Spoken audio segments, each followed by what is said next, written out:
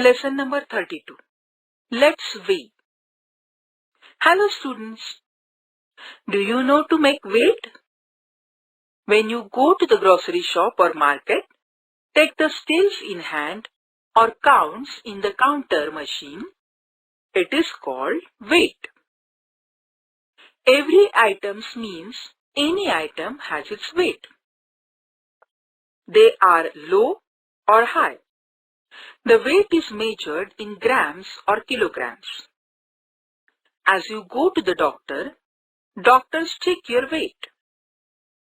Some items are light in weight and some items are heavy in weight. As the peacock feather is very low in weight and a football is heavy in weight. The bunch of keys of house are heavy. If the air balloon is light, then it is. Grams and kilograms of weight are used to make weight.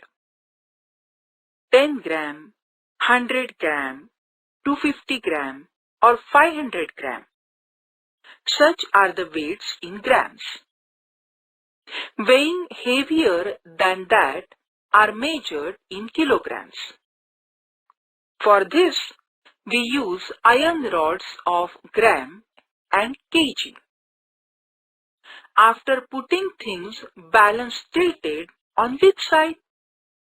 On the side that weighs higher. See the balance. There is a pomegranate on one side and on the other side is a big pumpkin.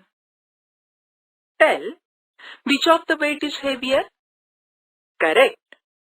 Pumpkin's weight is high because the side of the pumpkin is tilted. Now, look at this balance. It has a book on one side and on other side there are some papers placed. Oh, but what is this? Both sides of balances are the same. No side is tilted. This means that the weight of the objects of both sides are the same. Do you know that? These weights are used to weigh in the past.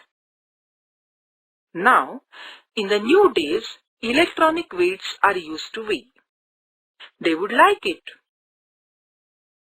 Now you get or understand it. What are weights?